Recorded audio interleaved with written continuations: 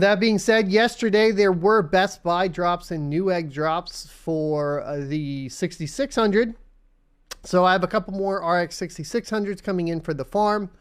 Yes, I am still building my mining farm up. And why is that? Why would I still be building my mining farm up? It's not like I really have another option, I guess, in my opinion.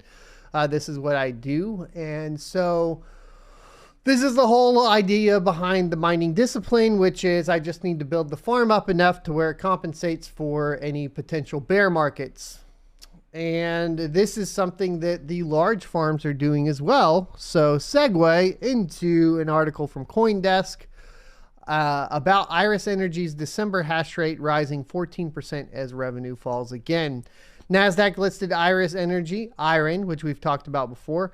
Average hash rate was up 14% month on month in December 2021, while operating revenue fell 6.4%.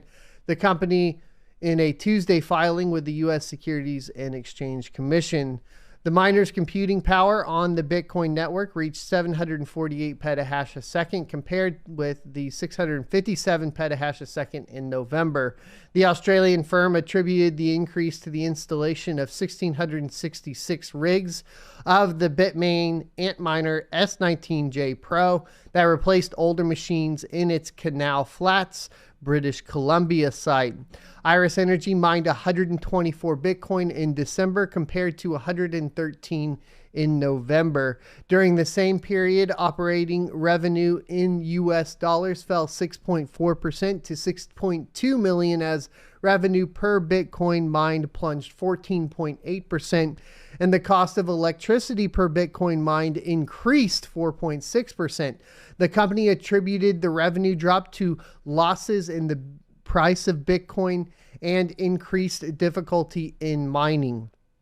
Iris Energy saw a 10% drop in revenue in November. As of writing, shares of Iris Energy were up 0.81% in pre-market trading. Two new sites in British Columbia will bring in a combined 3.9 exahash when operational, Iris Energy said.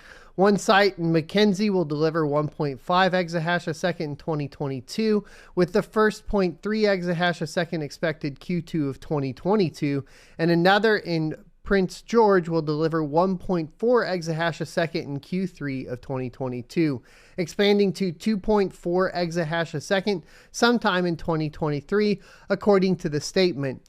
In addition to these two mines, Iris Energy is developing sites that will bring in 10.6 exahash a second when completed, it said. The miner is expecting 138,574 Antminers to ship by Q3 of 2023, the filing said. The company claims its crypto mining operations are 100% renewable since inception because they use 98% renewable energy. The rest is made up for by the purchase of renewable energy certificates, which is actually kind of interesting, clearly, because they've got some workarounds there that obviously us small miners may have a hard time getting into. Renewable energy is interesting because if you're in a spot where all you're doing is like renting or buying a building and then getting power like through a power company, typically if that power company is already like renewable, like let's say hydro or air or, you know, wind, air or solar primarily, like they're getting all the energy cuts and benefits, but your price is lower, which is good, but you don't have like as much of this. I guess you don't get all of these benefits because the energy company you're buying from gets the benefits. So on a smaller level, it's a little bit more difficult to play these kind of games that these big companies play, which is kind of the frustrating part that we've moved into for crypto, especially within the crypto mining space, because if you're trying to build yourself up from scratch, build up from nothing, like I've been trying to do since 2017 or whatever, it feels kind of daunting at times, especially when you look at how much further ahead these large corporations are. So then your only real hope, right, is that you can maintain a GPU mining farm until that actually pays off enough to start investing into big ASICs. I know I'm super happy to see that like Bitsby Trippin has been able to shift into part ASICs, and I do think that part ASICs is the way to go. If you can get yourself there, I'm not there yet. I guess part ASICs, we have some ASICs, but you know, you guys know it's not like that much. I think we have like 7 or 8 ASICs and nothing that really makes any money. The only one that really makes money is like the L3 pluses. All the rest are those little gold shell ones that don't make anything. Like we have a LB box for library that's, I think, literally losing 15 cents a day, even at my power cost. Or I think I calculated it may be really close to making like a penny a day or something. It's really bad. It's really, really bad. So I wouldn't look forward to that. We have Serpent X Tech in the chat. Make sure you guys go follow his YouTube channel. Let me get the link for you guys. I had a nightmare that I think, Serpent, I couldn't remember the name of your YouTube channel when you came in, and I couldn't shout you out. And that is literally no lie. That was like something that I had happen recently, which is funny. But make sure you guys go follow Serpent. Give him a sub. Do it. All right. So that's kind of the idea, though, even at the big stages, right, is that even with the markets being down, the idea as a miner is to increase the amount of hash power you have on the network and continue moving on. There could be, of course, like larger strategies at play here that people would go into. So for example, right, if we're talking about waiting for the market to crash before you buy GPUs and hoping that GPUs go down in price so that you can buy a whole bunch at a cheap price before the next bull run, that's a valid argument provided you could predict that.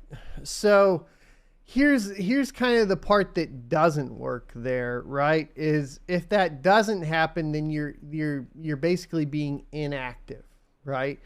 And I think that being inactive can be just as dangerous as like spending too much on a GPU.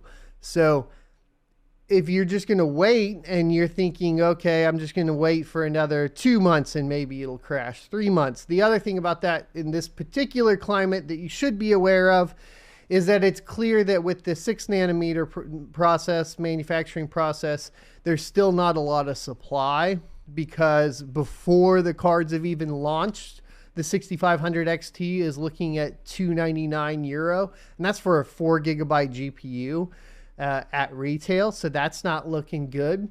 And then, of course, we are looking at, as far as I can tell, to the best of my ability, because I don't have insider knowledge, but from what I've heard, we don't have more supply coming until the factories are done in 2023. And that's just when the factory is complete. That's not necessarily even when manufacturing has ramped up. So it's kind of up in the air as far as like, can you bet on GPU market crashing? I don't know. I think it'll come down. If the market crashes super hard, I think what you would see, just from my perspective, would be a total crash of the GPU market post-merge. So provided the price of crypto is also down as well. And that would be because I don't think that there's enough coins to handle the hash power coming off of Ethereum.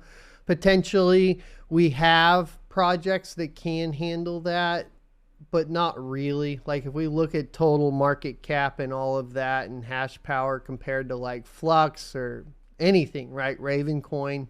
We do have the Ravencoin halving today, so keep that in mind. Keep an eye on that. That should be interesting, I think. Should be cool. I hope you enjoyed this clip from the Crypto Mining Morning Show every Monday through Friday, 7:45 a.m. Pacific and 10:45 a.m.